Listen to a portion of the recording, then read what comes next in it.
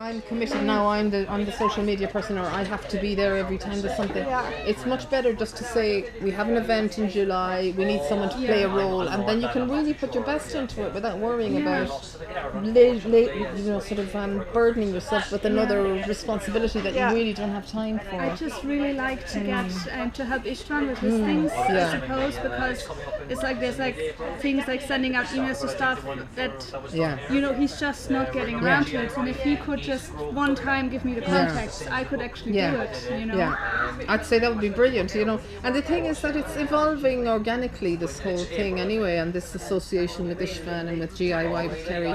Yeah, it's kind of, it's only been a couple of years since we've been working together, and all of us have huge commitments in other areas, so we have to be nice to ourselves and say, we're not doing a perfect job, we're not hitting 100% of a possible money that we could get or resources we could get, but 60% is good enough. That's I aim for 60%. Better than nothing. Yeah. So perfectionism is. How did you achieve that they can cook for themselves? Carrie told me that they're. Well, it wasn't us that achieved that. I mean, that was a national campaign. Because it's still also problems in Cork for that. Oh, totally. Our friend Owen McCurk, he puts like events on for the immigrants to cook in certain kitchens. But that's like a once-off thing for different groups, so that they get to make one meal, and they're really happy about that, but it's not enough. Well, my understanding is that there are new directives for direct provision centres. They have to be fit for purpose. And one of the great scandals of the system in Ireland is that people haven't been able to cook for themselves. So, anybody who's making a profit out of this knows what's coming down the line, and if they have any sense, they make sure that they're going to tick all the boxes. So the people who own this centre own 4 more. And so they tend to make the investment because they stay ahead of the curve. Not out of a sense of compassion or anything like that, it's out of a sense of profit.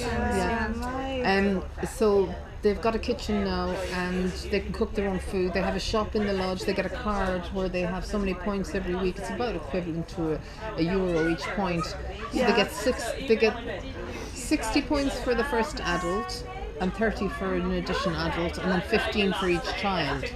So a single mother with one child would be getting 75 points a week, so that's equivalent to 75 euros. But she can't go and spend it in Lidl or Aldi, she's got to spend it here in the shop. So it just means that their price, they can't shop around. They can't go and get the special in Lidl or like even Super Value. They do loads of specials on their vegetables and their fruit. You can go and get like 2 for €2 or whatever.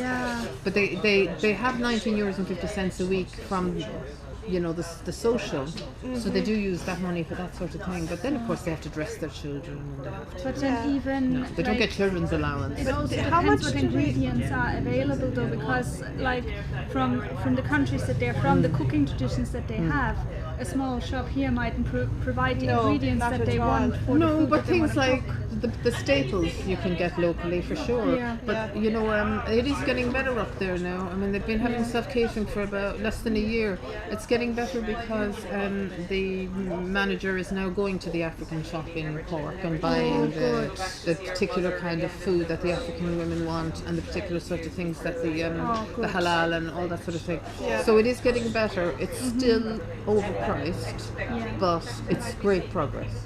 But the unintentional consequences of that are that there's a lot more isolation than there used to be. There was communal eating before. You had to go to the dining hall a bit for breakfast, lunch and dinner, each 1 hour. If you missed it, you missed your meal. So people tended to come, and then we would be able to go up there at that time and say, oh look, there's an event going on, come along. Or if someone in the community gave us some really nice food or vegetables, we could go and share it out fairly. But now everybody is sticking to their own rooms, and they're becoming more isolated from each other.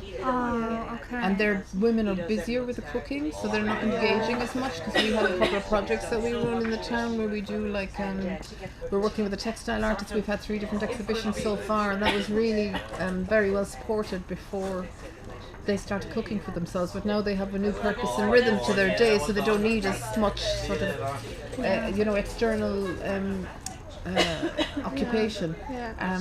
And so we're having to start thinking again how we're going to now engage people, and we're finding this is the best thing. good, You have food to share. Now, we deliberately didn't ask people to do food today because they did food for the last 2 events, so we wanted to give them some food. Do they cook together? Do the women ever come together? There are small groups of women who do, you know, friends, but you know, there are great rivalries as well, you know, between different cultures, and even within cultures, you know, the caste system and so on, you know, where some people feel they're above other people. And where are the families from here in the centre?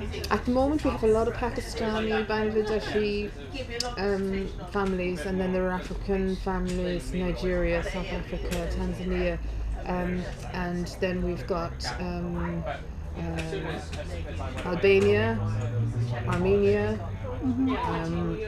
and Iraq, Iran.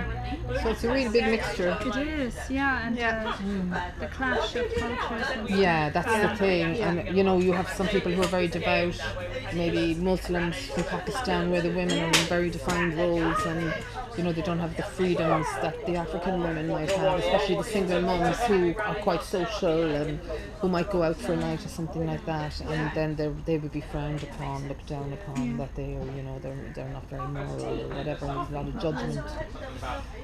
Even within the Muslim communities, you get completely different systems of belief as well. Even within the country, even within a community, you have all kinds of different viewpoints. Well, listen, even within my own family, I have 2 sisters and a brother. None of us are the same. I couldn't live with any of them, you know. 5 days of Christmas can just about do it. But the forced community like this is kind of, they've no choice. They either stay in their rooms and protect themselves from exposure to judgment, or they fall out with each other a lot. And then, so what we're trying to do here is help to create opportunities for them to mix together with each other in this environment where they're not competing for resources, and you know, it's the pecking order is everywhere in life, isn't it? From the hen house, like, to human beings, there's a pecking order, and there's the strong characters who will take what they need, and there's those who stand back. And how is it for the children? Because they were just playing over there, a whole group of them, like some African looking, some more Indian looking. Yeah, children are amazing. Children are amazing, you know, and that's why you should never fall out over children, because they will forgive each other in a heartbeat once they've had a cry and a complaint or whatever. And if the parents fall out over the children, then that can be very difficult. And of course, parenting styles as well. Community parenting is an issue.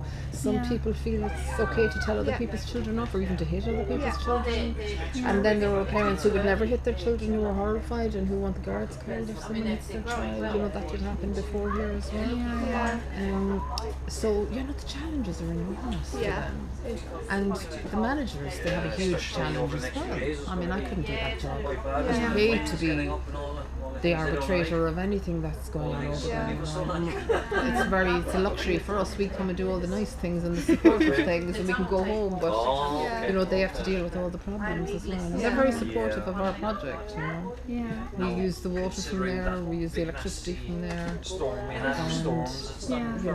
you know, they're very supportive of our project. We don't always agree with how they do things, but then, you know, we don't have to do it. Seems to be great in comparison to other places. Like, I have a friend whose mum works in community support, and she's not allowed in one of the centres. Like, they won't have her there because she actually wanted to help the people properly, and they're not having any of it. And every time she talks about it, she's almost crying over how. Well, they have people barred from here as well. You know, people from NASC have been barred from here because they come to tell people of their rights, and they're accused of inflaming unrest. Causing unrest, and really all they're doing. Excuse me, I'm going to take Molly downtown for 10 minutes or drop her off or something. I'll be back later. Yeah, I'm going to come up and have some of that goulash. Oh, good. Bring a bottle of wine. Do you have NASC here as well? NASC in Cork, but they we would contact them and ask them to come down. For instance, when there was a change in the asylum process, it was so confusing for everybody. We got Fiona from NASC to come down and to talk to everybody about, you know, and she was very blunt, was very honest as well, so it wasn't sugarcoating anything, you know. but she couldn't come here. We had to rent a space for her to come to. And when, you know, Lucky Gamboa, is that his name? He's an activist. He's a former asylum seeker, Nigerian. He came down as well, and he wasn't allowed in, so we had to rent a room in the local hotel to invite residents to come so he could talk to them about empowering themselves and so on. Yeah, but they fear that, you see, the managers fear it because they like to keep the population subjugated and divide and rule. That's another thing, divide and rule. Yeah, it's very hard to find the right approach. Like I was volunteering with Kustina a few years ago. They don't exist anymore. Now NASC took over all of that. But it is very hard, like to know what is right and how you can help really effectively. It is very difficult. Yes. And to also reduce fear between, like, because there's a divide between the asylum seekers and the other population, to reduce fear and to make them see each other just as people rather than. But that was one of the great things that's coming out of this project, is that people have a space to come to. We do like open events where we invite people to come up, and people who would like to approach someone in town and say hi. I want to say that I'm glad you're here and you're welcome, but don't know if it's culturally appropriate to approach, so let's say a woman who's wearing a headscarf, or an awful lot of asylum seekers would be very shy and they'd be meek and they wouldn't give eye contact, so it's difficult to approach. Whereas when we do an event here, we try and get the asylum seekers to be the host here. They will do the food and they are the host, and they helped us to build this. It was a 50-50. So the whole thing is about them feeling like this is their project and they're extending the welcome to people outside. And then that makes them have a little bit of dignity. So when they're talking to people about what they're growing or how they cook the food or what they're sharing, then you see them light up with pride. Yeah, they're so proud, they forget that they have all this knowledge, they forget they have all this cuisine and culture and music. They forget that because they're so depressed that they just go in the room and watch TV. And if all you have in your bedroom is a bed and a TV, what are you going to do?